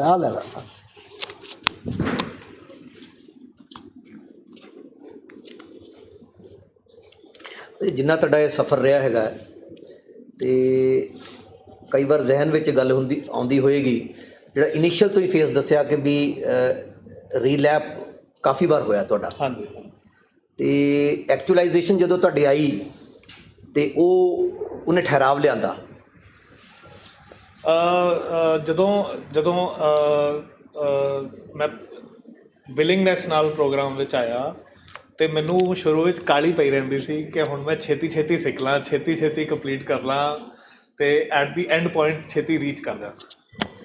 but after about 1.5 year I realized that there is no end point. It is the journey of recovery which is going to stay with me for lifelong. ਭਾਈ, ਜਦੋਂ ਆਪਾਂ ਇੰਨੇ ਮਲਟੀਪਲ ਸਬਸਟੈਂਸ ਲੈਂਦੇ ਹੈਗੇ ਆ, ਹਾਂਜੀ, ਠੀਕ ਹੈ ਜੀ, ਔਰ ਮਲਟੀਪਲ ਸਬਸਟੈਂਸ ਲੈਣ ਤੋਂ ਬਾਅਦ ਜਦੋਂ ਰਿਕਵਰੀ ਵਿੱਚ ਆਈਦਾ ਹੈ ਸੋ ਉਹ ਕਿਤੇ ਨਾ ਕਿਤੇ ਆਪਾਂ ਨੂੰ ਮੋਟੀਵੇਟ ਵੀ ਕਰਦਾ ਹੈ ਕਿ ਵੀ ਉਹ ਸਰਕਮਸਟਾਂਸਿਸ ਨੇ, ਕ੍ਰਾਈਸਿਸ ਸੀ ਸਾਡੇ, ਔਰ ਅੱਜ ਬਖੂਬੀ ਉਸ ਚੀਜ਼ ਤੋਂ ਨਿਕਲ ਰਹੇ ਹੈਗੇ ਆ। ਤੇ ਮੋਟੀਵੇਸ਼ਨ ਕਿਹੜੀ ਚੀਜ਼ ਨਾਲ ਤੁਹਾਨੂੰ ਮੋਟੀਵੇਸ਼ਨ ਮਿਲਦਾ ਹੈ? ਮੋਟੀਵੇਸ਼ਨ ਤਾਂ ਸਰ ਰਿਲੇਸ਼ਨਸ਼ਿਪਸ ਨੂੰ ਦੇਖ ਕੇ ਮਿਲ ਜਾਂਦੀ ਹੈ, ਲਾਈਫ ਕਿੰਨੀ ਮੈਨੇਜੇਬਲ ਹੈ ਇਹ ਦੇਖ ਕੇ ਮਿਲ ਜਾਂਦੀ ਹੈ। ਪਲੱਸ ਇੱਕ ਚੀਜ਼ ਮਾਈਂਡ ਵਿੱਚ ਰੱਖਣੀ ਹੁੰਦੀ ਹੈ ਕਿ ਤੁਹਾਡੀ ਰਿਕਵਰੀ ਸ਼ੁੱਡ ਨਾਟ ਸਿਰ 'ਤੇ ਨਹੀਂ ਚੜ੍ਹਨੀ ਚਾਹੀਦੀ ਰਿਕਵਰੀ, ਕਿਉਂਕਿ ਮੇਰਾ ਜਿਹੜਾ ਲਾਸਟ ਰਿਲੈਪ ਸੀਗਾ ਉਹ ਇਸੇ ਕਰਕੇ ਸੀਗਾ। ਮੈਂ ਸੋਚਦਾ ਸੀਗਾ ਕਿ ਮੈਂ ਇੰਨਾ ਜ਼ਿਆਦਾ ਪ੍ਰੋਗਰਾਮ ਲਰਨ ਕਰ ਲਿਆ, ਮੈਂ ਆਪਣੇ ਫਰੈਂਡਸ ਨਾਲ ਵੀ ਡਿਸਕਸ ਕਰਦਾ ਹੁੰਦਾ ਸੀਗਾ, ਪੀਅਰ ਗਰੁੱਪ ਨਾਲ ਵੀ, ਮਤਲਬ ਮੈਂ ਉਹਨਾਂ ਨੂੰ ਵੀ ਕਾਊਂਸਲ ਕਰ ਦਿੰਦਾ ਹੁੰਦਾ ਸੀਗਾ। So that was one reason ਕਿ my relapse actually took place, ਕਿਉਂਕਿ peer group is going to justify all the reasons that you are going to give them. They won't understand, they won't apply understanding now. So ਤੁਸੀਂ sharing ਕਿਹਦੇ ਨਾਲ ਕਰਨੀ ਹੈ ਇਹ ਵੀ ਤੁਹਾਨੂੰ ਪਤਾ ਹੋਣਾ ਚਾਹੀਦਾ ਹੈ ਵੀ who is the correct person to do the sharing with. You can't do the sharing with anyone. ਜਿਹੜਾ ਤੁਹਾਨੂੰ ਅੰਡਰਸਟੈਂਡ ਕਰੇ ਉਹਦੇ ਨਾਲ ਹੀ ਕਰੋ ਸ਼ੇਅਰਿੰਗ। ਭਾਜੀ ਇਹ ਪੁੱਛੋ ਕੁਛ ਪੁੱਛਣਾ ਪੁੱਛੋ, ਕੋਈ ਵੀ ਕੁਐਸਚਨ ਹਾਂ ਤੁਹਾਡੇ ਮਨ ਵਿੱਚ ਹੋਵੇ, ਜਿਸ ਸਿਚੁਏਸ਼ਨ ਤੋਂ ਗੁਜ਼ਰ ਰਹੇ ਹੋ ਉਹਨਾਂ ਨਾਲ ਡਿਸਕਸ ਕਰੋ। ਮੈਨੂੰ ਕ੍ਰੇਵਿੰਗ ਬਹੁਤ ਜ਼ਿਆਦਾ ਆਉਂਦੀ ਆ ਪਿਛਲੇ ਨਾ 1-2 ਦਿਨ ਤੋਂ, ਤੇ ਮੈਂ ਇਹ ਬਾਰੇ ਕ੍ਰੇਵਿੰਗ ਬਾਰੇ ਪੁੱਛਣਾ ਚਾਹੁੰਦਾ, ਤੁਸੀਂ ਕਿੱਦਾਂ ਕੰਟਰੋਲ ਕਰਦੇ ਰਹੇ ਜਦੋਂ ਦੇਖੋ 2019 ਚ? ਪਹਿਲੀ ਚੀਜ਼ ਜੋ ਮੈਂ ਸਿੱਖਿਆ ਸੀ ਪ੍ਰੋਗਰਾਮ ਵਿੱਚ, ਅਸੀਂ ਕੰਟਰੋਲ ਕਿਸੇ ਚੀਜ਼ ਨੂੰ ਨਹੀਂ ਕਰਨਾ, ਮੈਨੇਜ ਕਰਨਾ। ਸੋ ਮੈਨੇਜੇਬਿਲਟੀ ਸਕਿੱਲਸ ਅਪਲਾਈ ਕਰਕੇ ਕਰੋ। ਤੁਹਾਨੂੰ ਜੇ ਤਾਂ ਬਹੁਤ ਹੀ ਜ਼ਿਆਦਾ ਕ੍ਰੇਵਿੰਗ ਹੁੰਦੀ ਹੈ, ਸਵੇਰ ਤੋਂ ਲੈ ਕੇ ਸ਼ਾਮ ਤਾਈਂ ਕ੍ਰੇਵਿੰਗ ਹੀ ਹੁੰਦੀ ਰਹਿੰਦੀ ਹੈ, ਅਤੇ ਫਿਰ 2 ਦਿਨ ਹਰਮਿਟੇਜ ਲਾਇਓ। ਜੇ ਮੈਂ ਵੀ ਇੱਦਾਂ ਹੀ ਕਰਦਾ ਸੀ। ਹੁਣ ਮੈਨੂੰ ਪਹਿਲੇ ਆਈ ਥਿੰਕ 2 ਮਹੀਨੇ ਹੋਏ ਸੀਗੇ ਘਰੇ ਗਏ ਹੋਏ, ਹਾਲੇ ਕਿ ਮੈਂ 15 ਦਿਨ ਬਾਅਦ ਆਉਂਦਾ ਸੀਗਾ, ਬਟ ਮੈਨੂੰ 1 ਦਿਨ ਹੋਇਆ ਵੀ ਮੇਰਾ ਪੂਰਾ ਦਿਨ ਕ੍ਰੇਵਿੰਗ ਚੱਲਦੀ ਰਹੀ। ਸੋ ਮੈਂ ਆ ਗਿਆ, 2 ਦਿਨ ਲਾ ਕੇ ਚਲਾ ਗਿਆ, ਕ੍ਰੇਵਿੰਗ ਖਤਮ ਹੋ ਗਈ। ਸ਼ੇਅਰਿੰਗ ਕਰਕੇ ਬੇਸਿਕਲੀ ਸ਼ੇਅਰਿੰਗ ਕਰਨੀ ਹੈ ਜੀ, ਸ਼ੇਅਰਿੰਗ ਕਰਨੀ ਸਕਿੱਲ ਇੱਕੋ ਹੀ ਹੈ ਸ਼ੇਅਰਿੰਗ। ਅਤੇ ਗਾਰਡਸ ਆਪਣੇ ਆਪ ਰੱਖੋ। ਜਦੋਂ ਕ੍ਰੇਵਿੰਗ ਆਉਂਦੀ ਹੈ ਪੇਰੈਂਟਸ ਨਾਲ ਜਾ ਕੇ ਬੈਠ ਜਾਓ, ਵਾਈਫ ਨਾਲ ਜਾ ਕੇ ਬੈਠ ਜਾਓ। ਪਰ ਮੈਨੂੰ ਇੱਦਾਂ ਦਾ ਕਿ ਮੈਨੂੰ ਚੰਗਾ ਹੀ ਨਹੀਂ ਲੱਗਦਾ, ਮੈਨੂੰ ਹੁੰਦਾ ਕਿ ਮੇਰੇ ਲਾਗੇ ਭੱਜੋ ਸਾਰੇ ਜਾਣੇ, ਨਹੀਂ ਮੈਂ ਸਿਰ ਪਾੜਦਾ। ਸਾਰਿਆਂ ਨਾਲ ਇੱਦਾਂ ਹੀ ਹੁੰਦਾ, ਸਾਰਿਆਂ ਨਾਲ ਇੱਦਾਂ ਹੀ ਹੁੰਦਾ। ਉਹ ਜਿਹੜੀ ਫੀਲਿੰਗ ਹੈ ਨਾ, ਇਰੀਟੇਸ਼ਨ, ਐਂਗਰ, ਉਹਦੇ ਲਈ ਦਵਾਈਆਂ ਚੱਲ ਰਹੀਆਂ, ਉਹ they will handle everything. But guards up ਰੱਖੋ ਆਪਣੇ। ਜਦੋਂ ਵੀ ਕ੍ਰੇਵਿੰਗ ਆਉਂਦੀ ਹੈ, ਮਤਲਬ ਬੇਸਿਕਲੀ ਸ਼ੇਅਰਿੰਗ ਦੀ ਗੱਲ ਹੈ, ਤੁਸੀਂ ਕਿਹੜੇ ਬੰਦੇ ਨਾਲ ਸ਼ੇਅਰ ਕਰ ਰਹੇ ਹੋ। ਜਿਹੜਾ ਬੰਦਾ ਪ੍ਰੋਗਰਾਮ ਵਿੱਚ ਹੈ, ਜੇ ਉਹਦੇ ਨਾਲ ਸ਼ੇਅਰ ਕਰੋਗੇ ਤੁਹਾਨੂੰ ਹੈਲਪ ਬੜੀ ਜ਼ਿਆਦਾ ਮਿਲੇਗੀ। ਜਿਹੜਾ ਬੰਦਾ ਪ੍ਰੋਗਰਾਮ ਵਿੱਚ ਨਹੀਂ ਹੈ, ਜੇ ਉਹਦੇ ਨਾਲ ਸ਼ੇਅਰ ਕਰੋਗੇ ਫਿਰ ਤੁਹਾਡਾ ਨੁਕਸਾਨ ਹੋਏਗਾ। ਹਾਂਜੀ।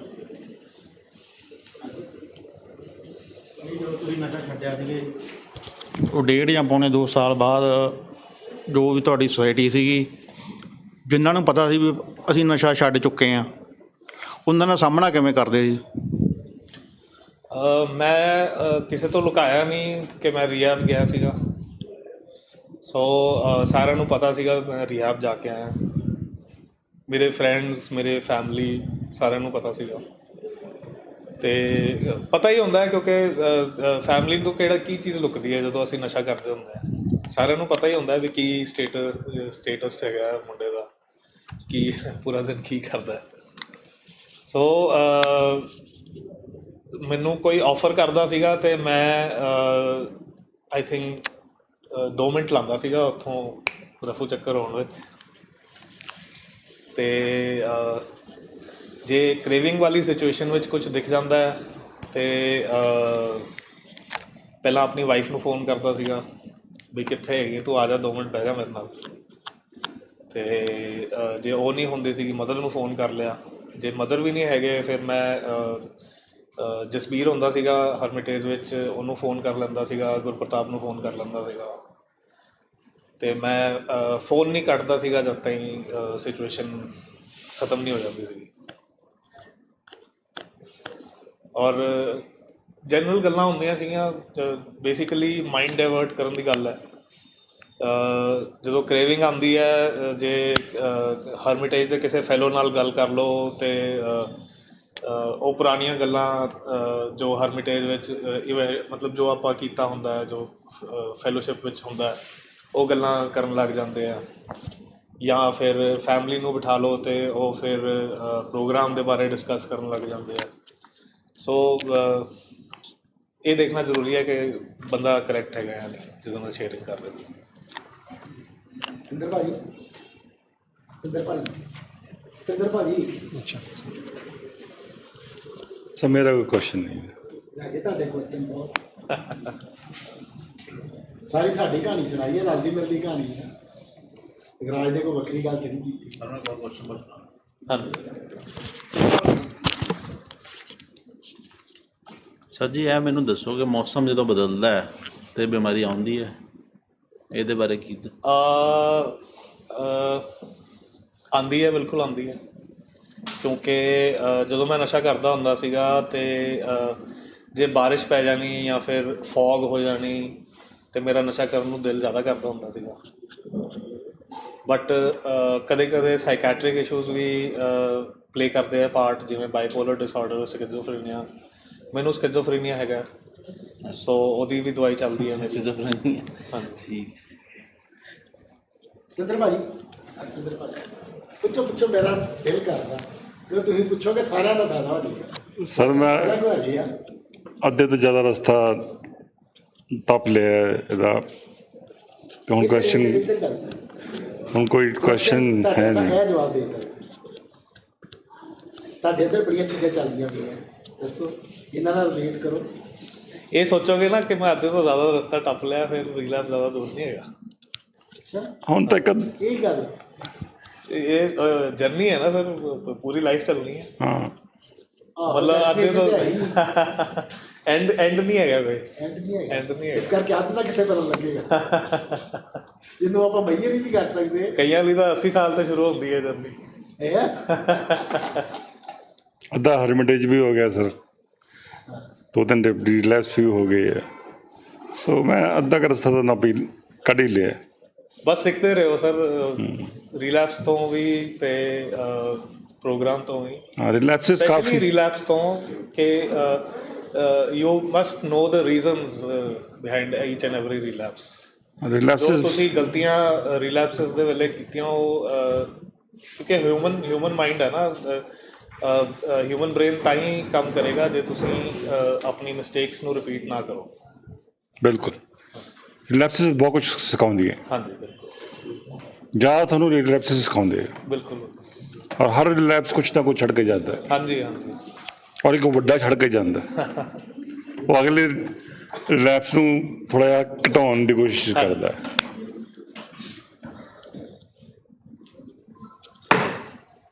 ਅਨੀਸ਼ ਨੇ ਨਹੀਂ ਪੁੱਛਿਆ ਕੁਛ? ਅਨੀਸ਼, ਹਾਂਜੀ ਹਾਂਜੀ।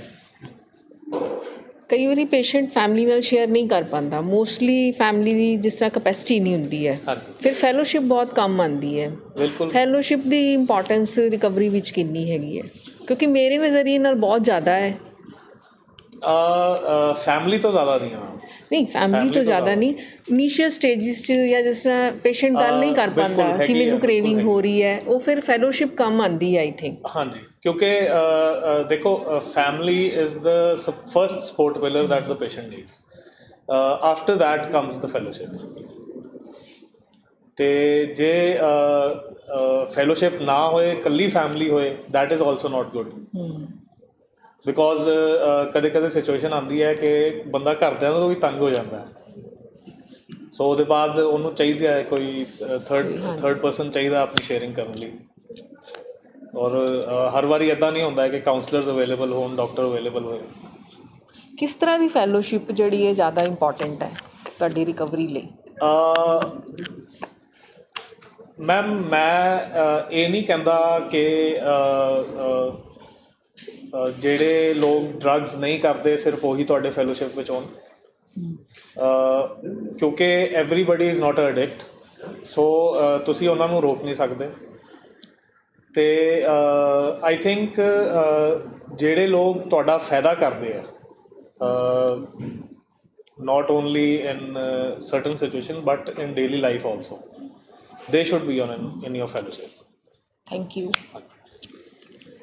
सर इस केस में हम एक चीज़ और ऐड कर सकते हैं, जैसे क्रेविंग आ रही है पेशेंट हाँ को, जी। इनिशियली तो बहुत ज़्यादा आती है, तो फैमिली को ना स्मार्ट एक एक्शन करना होता हाँ है। जी। लाइक जैसे अगर फॉर एग्जांपल मेरे हस्बैंड मुझे कह रहे हैं कि चलो बाहर चले घूमने, अब इंस्टेंटली हम लोगों को वैसा ही रिस्पॉन्ड करना है, और या फिर जैसे हम लोग कोई स्मार्ट कम्युनिकेशन के थ्रू भी उनकी जो क्रेविंग वाला वो जो एक टाइम है 2.5 मिनट्स का, हम उसको भी थोड़ा सा टाल मैम, सकते हैं।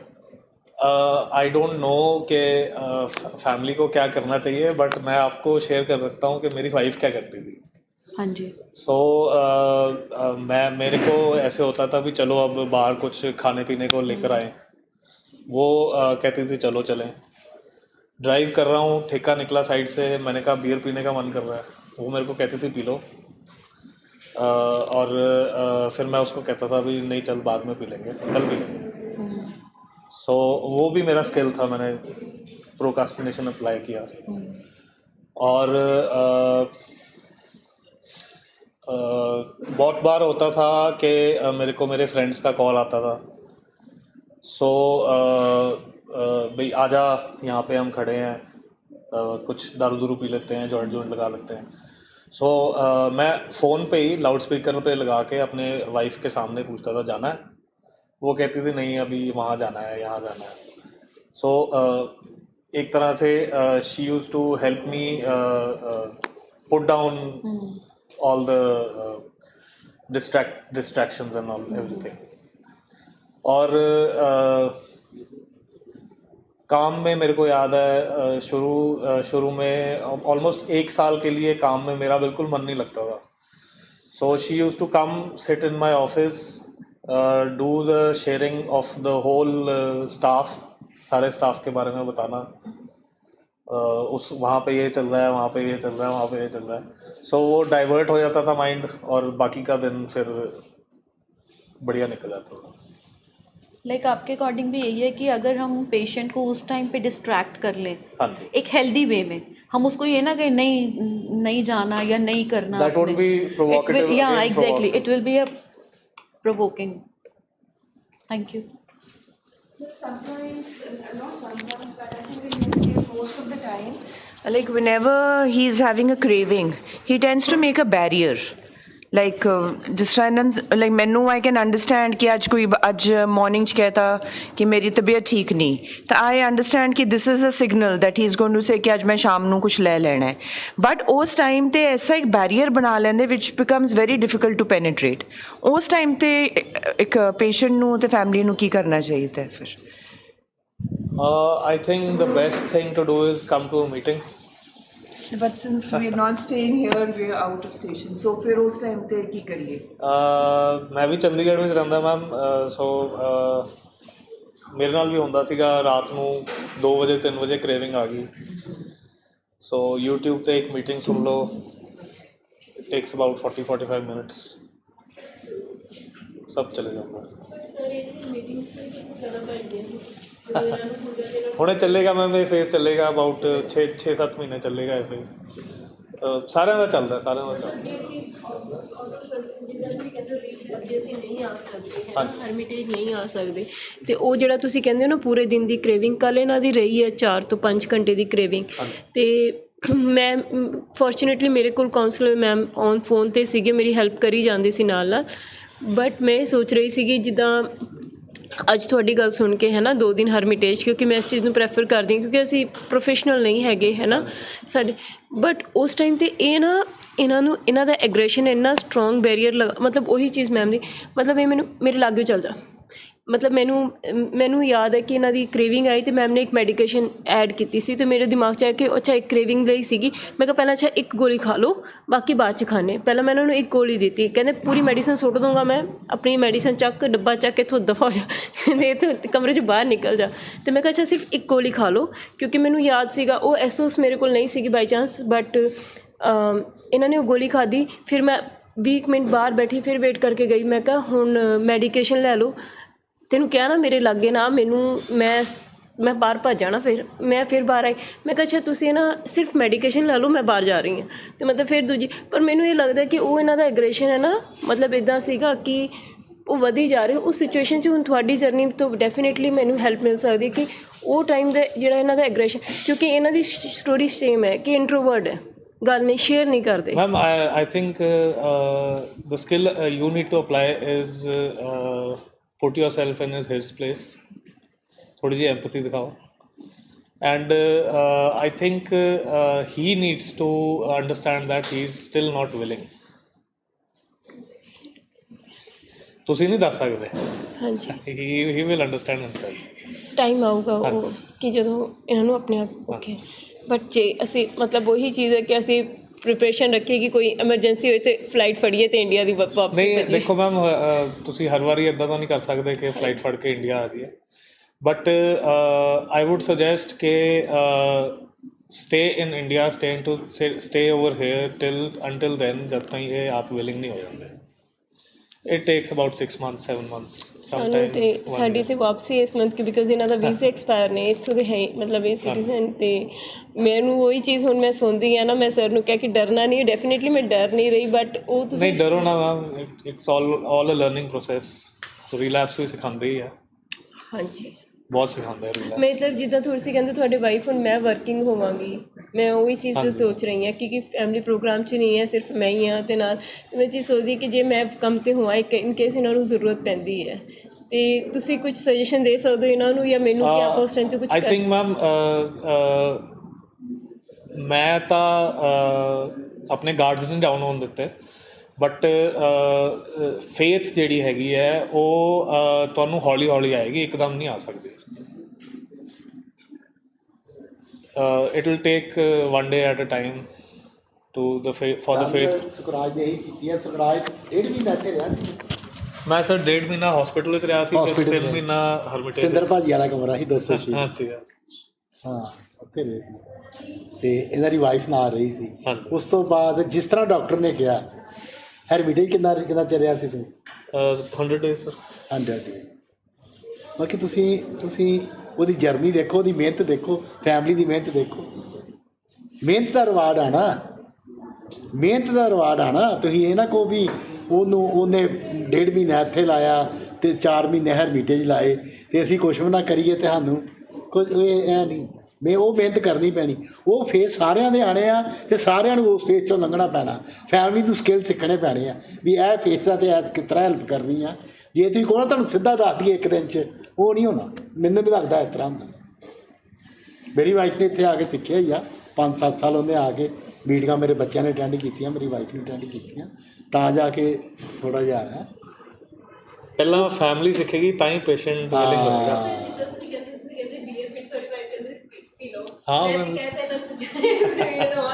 ਗੱਲ ਫਿਰ ਉੱਥੇ ਆ ਗਈ ਬਲਜੀਤ ਵੀ 1.5 ਮਹੀਨਾ ਇੱਥੇ ਤੇ 5 ਮਹੀਨੇ ਹਰਮਿਟੇਜ। ਗੱਲ ਸਮਝ ਨਾ, ਜੇ ਇਹਦੇ ਸਾਹਮਣੇ ਠੇਕਾ ਆ ਗਿਆ, ਇਹਨੇ ਆਪਣੀ ਗੱਲ ਕਰਤੀ, ਜਿਹੜੀ ਇੰਪਲਸ ਆਈ ਇਹਨੇ ਆਪਣੀ ਸ਼ੇਅਰਿੰਗ ਕਰਤੀ, ਠੀਕ ਹੈ। ਉਹਨੇ ਕਹਿਤਾ ਚਲੋ ਫਿਰ ਪੀ ਲਓ। ਉਹਨੇ ਵੀ ਸਿੱਖਿਆ ਸੀ ਵੀ ਇਹਨੇ ਪੀਣੀ ਨਹੀਂ, ਇਹਨੇ ਕਹਿਤਾ ਅੱਗੋਂ ਚਲੋ। ਗੱਲ ਸਮਝੋ ਨਾ, ਪਰ ਇਹ ਚੀਜ਼ ਹੈ स्किल सीखे ना, स्किल सीखे है तो फैमिली इतनी स्ट्रॉन्ग हो जाती है, वो हम लोग यही सोचते हैं कि ज़्यादा से ज़्यादा क्या होगा, रिलैप्स और हमारे पास प्लेटफॉर्म है, वी कैन गो देयर। और पर पेशेंट को भी अपनी रिकवरी से ना एक प्यार और एक रिस्पेक्ट होती है। हाँ। अब मैं राघव जी की शेयरिंग करूँगी, मम्मा 4 डेज से बड़े भैया की बात नहीं है, तो मतलब मैं फ़र्स्ट टाइम देख रही हूँ 11 ईयर्स में कि ये अपनी मम्मा को बहुत मिस कर रहे हैं। मतलब एक जो इमोशंस है ना, वो emotions first time I have seen कि मेरे हस्बैंड और लाइक फैमिली मेम्बर कोई बाहर गया है और वो अपने लाइक उस फेज़ से निकल रहे हैं कि मैं अपनी मम्मा को मिस कर रहा हूँ और एकदम साइलेंस फेज़ में जा रहे हैं। तो मैं अभी डिस्टर्ब भी नहीं करी, let he will take his space. माँ की याद होनी चाहिए है, ये भी रिकवरी है। राइट सर, सानू अपने रिश्तियां की याद आवे, ये रिकवरी है, ये रिकवरी है। क्योंकि जो तुहाडे अंदर दुख आंदा ना, तो दुख वेले कौन चेते आंदा, उदासी वेले कौन चेते आंदा, माँ चेते आंदी है। बंदा जिड्डा मर्जी वड्डा हो जाए, जिन्नी मर्जी उम्र हो जाए, जदों उन्हें कोई प्रॉब्लम आती है, वो मूँह चों की निकलदा, हाय माँ मेरी। ਇਹਦਾ ਮਤਲਬ ਕਿ ਇਹ ਡੀਪ ਰੂਟਡ ਚੀਜ਼ ਹੈਗੀ ਤੁਹਾਡੇ। ਹੋਰ ਕੋਈ ਕੁਐਸਚਨ पूछ लो जी, एनी क्वेश्चन। ऑनलाइन क्वेश्चन आया। हाँ जी, हाँ जी सर, जब हमारे family members like parents, wife, sister हम पे पेशेंट पे फेथ और कॉन्फिडेंस लूज कर दे, तब फैमिली मेम्बर्स को क्या करना चाहिए? ਐਕਚੁਅਲੀ ਜਿੱਦਾਂ ਮੈਮ ਨੇ ਵੀ ਕਿਹਾ ਬਈ ਮੈਂ ਇਹਨਾਂ ਨੂੰ ਕਹਿ ਦਾਂਗੀ ਬਈ ਤੁਸੀਂ ਪੀ ਲਓ ਅਤੇ ਪੀਣ ਚਲੇ ਜਾਣਗੇ। ਐਕਚੁਅਲੀ ਫੈਮਿਲੀ ਨੂੰ ਅੰਡਰਸਟੈਂਡ ਕਰਨਾ ਹੈ ਕਿ ਫੇਥ ਪੇਸ਼ੈਂਟ ਵਿੱਚ ਨਹੀਂ ਦਿਖਾਣੀ, ਫੇਥ ਪ੍ਰੋਗਰਾਮ ਵਿੱਚ ਦਿਖਾਣੀ। ਸੋ ਜੇ ਤੁਹਾਡੇ ਪੇਸ਼ੈਂਟ ਨੇ 6-7 ਮਹੀਨੇ ਦਾ 5 ਮਹੀਨੇ ਦਾ ਪ੍ਰੋਗਰਾਮ ਕੀਤਾ ਹੈ ਅਤੇ ਤੁਸੀਂ ਪ੍ਰੋਗਰਾਮ ਨੂੰ ਟਰਸਟ ਕਰੋ। let him apply the program one step at a time, because ਜੇ ਤੁਸੀਂ नहीं trust करोगे that will not allow him to apply it in practical life. So ਤੁਹਾਡੇ ਕਹਿਣ ਦਾ ਮਤਲਬ ਵੀ ਜਦ ਤੱਕ ਤੁਹਾਨੂੰ ਤੁਹਾਡੀ ਕਪੈਸਿਟੀ ਨਹੀਂ ਬਣੀ ਅਪਲਾਈ ਕਰਨ ਦੀ ਤਦ ਤੱਕ ਮਤਲਬ ਕਿ ਟਰਸਟ ਕਰਨ ਦੀ ਤਦ ਤੱਕ ਨਾ ਕਰੋ। ਐਂਡ ਪੇਸ਼ੈਂਟ ਨੂੰ ਇਹ ਵੀ ਜਦ ਤੱਕ ਤੂੰ ਵੀਕ ਹੈਗਾ ਤੂੰ ਪੰਗਾ ਨਾ ਲੈ। ਜਦ ਤਾਈਂ ਕਪੈਸਿਟੀ ਨਹੀਂ ਹੈਗੀ ਪੇਸ਼ੈਂਟ ਨੂੰ ਟਰਸਟ ਕਰਨ ਦੀ, ਤਦ ਤਾਈਂ ਪ੍ਰੋਗਰਾਮ ਦੇ ਵਿੱਚ ਫੇਥ ਰੱਖੋ। ਪ੍ਰੋਗਰਾਮ 'ਚ ਫੇਥ ਰੱਖੋ। ਕਿਉਂ ਕੰਮ ਪ੍ਰੋਗਰਾਮ ਨਹੀਂ ਆਣਾ, ਪੇਸ਼ੈਂਟ ਦਾ ਟਰਸਟ ਪ੍ਰੋਗਰਾਮ ਨਹੀਂ ਸਿਖਾਉਂਦਾ ਹੈ ਨਾ ਵੀ you have to work on yourself. So family has to work on themselves and the patient has to work on himself. It cannot be crisscross or vice versa. बहुत बढ़िया। Any question ji, any question? वैसे मैं तो जिस तक मेरी मन लगता मैं सारे सवालों के जवाब दे दिते, ए तो लैके Z तक उन्हें सारे ਜਿਹੜੇ भी साढ़े अंदर सवाल है ना सारे के जवाब दे दिते। पर फिर भी कोई कितने रह गया हो तो पूछ सकता, कोई गल नहीं तो फिर अगले महीने आना इन्हें, महीना तुहानूं वेट करनी पैनी। हाँ शादी जब हम स्टार्टिंग में मतलब रिकवरी में जस्ट आते हैं और घर जाते हैं तो वो एक फ्लड ऑफ थॉट्स आता है कि यार मैंने ये भी गलत किया, मैंने इसको हर्ट किया, मैंने ये फैमिली मेम्बर को धक्का दिया, मैंने अपनी मम्मी को गाली दी। तो साथ में फिर एक ये थॉट भी आता है कि यार I am not a good person. हाँ बिल्कुल आता है। और फिर उसके बाद the journey from I am not a good person to yes I am a good person, I am a nice person, I'm not that kind of person which I was thinking, वो कैसे होती है? I think there are certain parameters. I would say self-pity, self-centeredness, and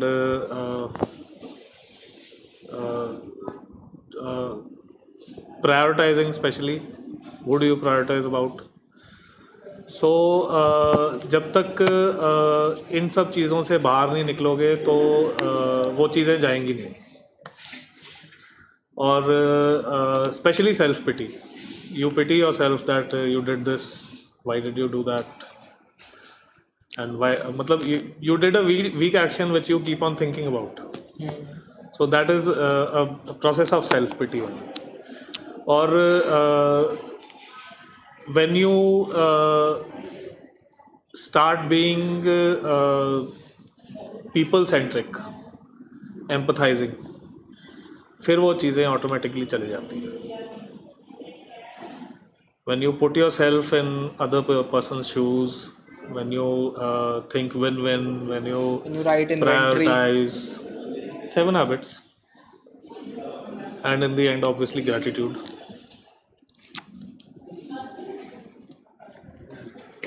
ठीक है जी।